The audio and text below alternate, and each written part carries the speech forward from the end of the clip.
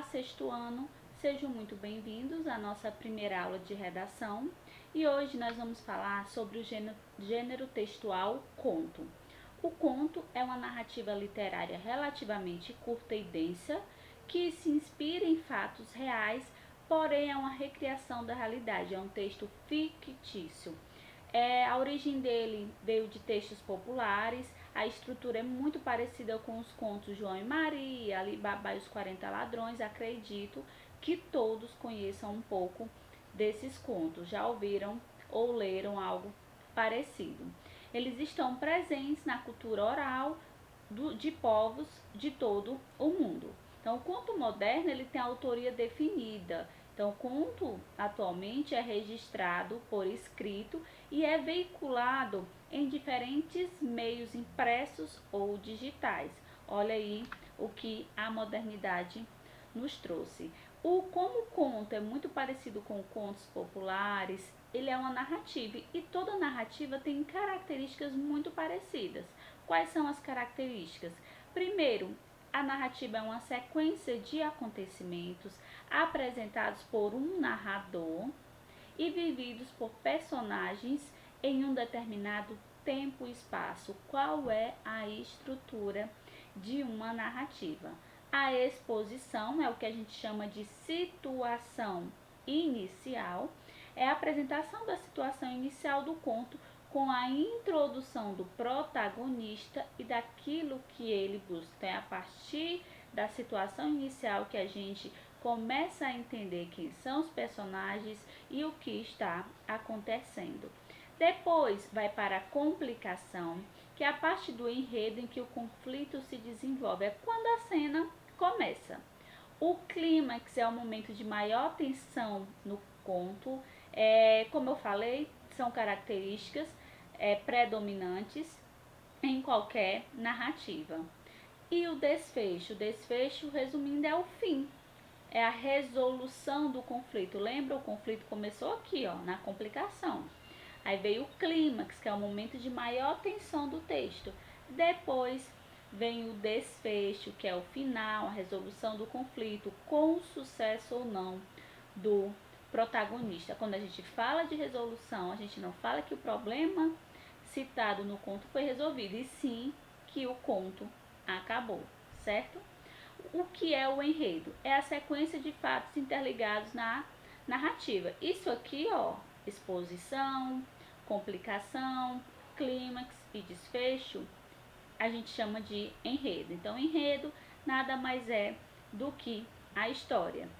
Os personagens geralmente não são descritos em todos os seus aspectos, sendo privilegiado certo conjunto de características. Então, nós temos os tipos de personagens. O personagem principal, que a gente chama de protagonista, personagens secundários e o antagonista, geralmente é o vilão, né? O contrário lá de protagonista. Bom, agora a gente vai falar sobre o que é foco narrativo. Se vocês estão resolvendo uma questão e perguntam qual é o foco narrativo, nada mais é que o tipo de narrador. Então, o autor escreve o seu texto, mas é pela voz do narrador que o leitor tem contato com a narrativa. E há dois tipos de narrador: o narrador observador ou onisciente e o narrador personagem. Então, o que é o foco narrativo, professora? É o ponto de vista que o narrador assume no desenvolvimento da história. Vamos ver então cada tipo de narrador? Narrador observador é aquele narrador que só observa, ele não participa da história. Nas narrativas com o narrador observador, vocês vão encontrar verbos e pronomes na terceira pessoa. Eu trouxe aqui um texto e vou ler para vocês.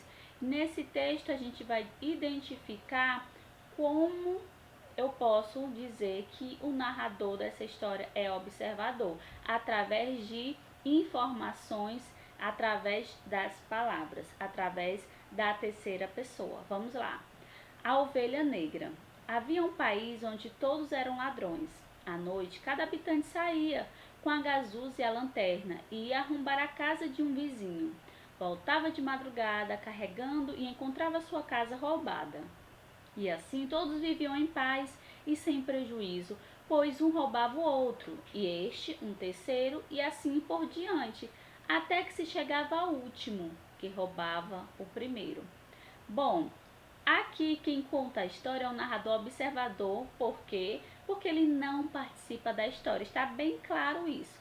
Agora só peço para você escrever em que parte a gente pode provar que ele está escrito em terceira pessoa. Primeiro havia um país. Pode ser também, ó, cada habitante saía, então ele saía, ia arrombar, voltava de madrugada. Aí são exemplos de termos na terceira pessoa. Então, muito fácil. Narrador observador, narrador que não participa da história. Narrador personagem, como o nome já diz, participa da história. Vamos lá o exemplo? Que me conste, ainda ninguém relatou o seu próprio delírio. Faço eu, e a ciência mo agradecerá. Se o leitor não é dado à contemplação destes fenômenos mentais, pode saltar o capítulo, vá direto à narração. Mas por menos curioso que seja, sempre lhe digo que é interessante saber o que se passou na minha cabeça durante uns 20 e 30 minutos. Vamos lá. Qual o termo que prova aí que o narrador, ele é personagem? Aqui o eu, ó. Não sei se vocês conseguem enxergar o cursor. Aqui o eu, aqui a gente pode identificar a primeira pessoa do singular, certo? Então, o narrador aqui participa dessa narrativa, certo? Bom, agora quais são as formas de apresentar as falas dos personagens? Elas podem acontecer de três maneiras.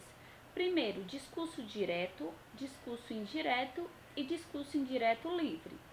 Vamos então às informações. O discurso direto, as falas são apresentadas como seriam ditas pelos personagens.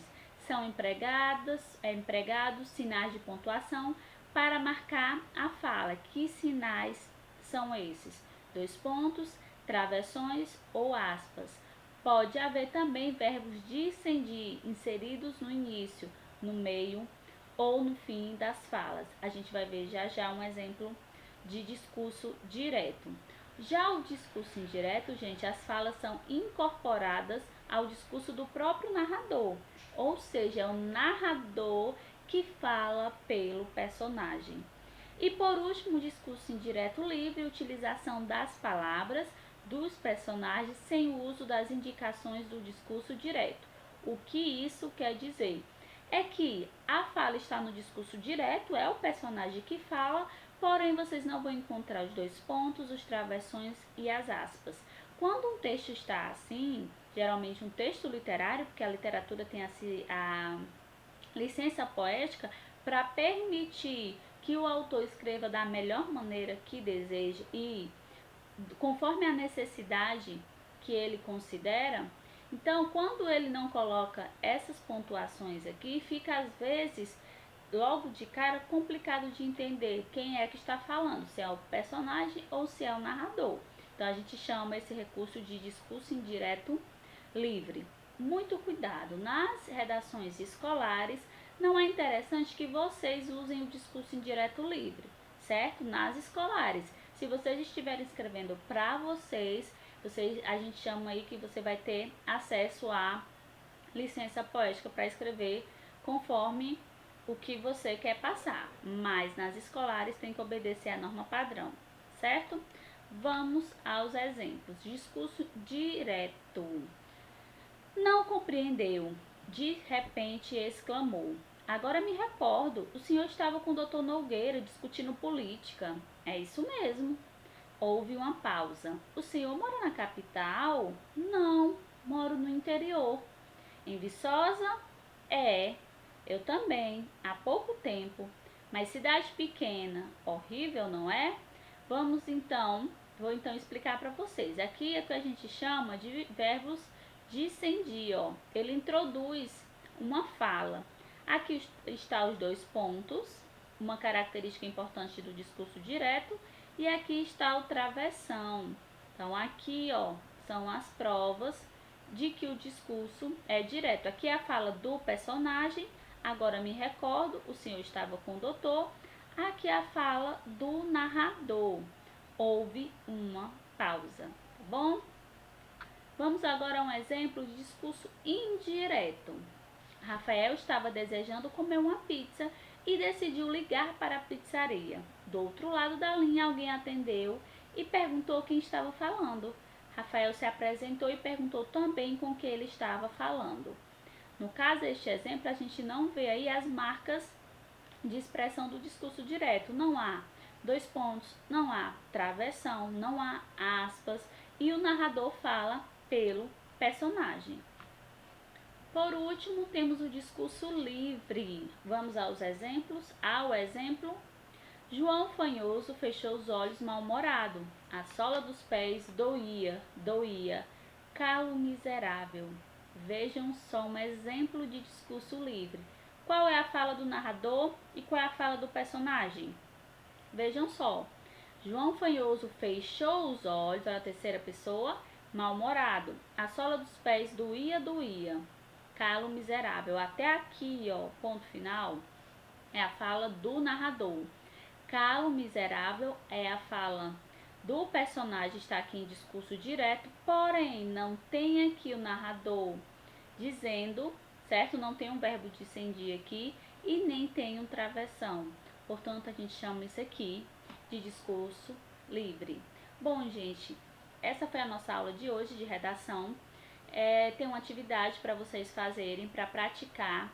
Priorizem o uso do discurso direto, utilizando pontuação, utilizando lá o travessão, os dois pontos, os verbos dicendir, para que vocês possam praticar.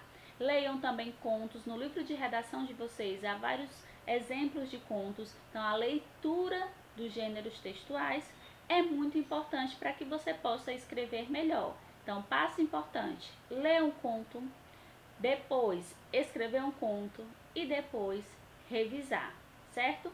Você tem que revisar. Escreveu, revisou. Escreveu, revisou, tá bom? Um abraço e até a próxima aula.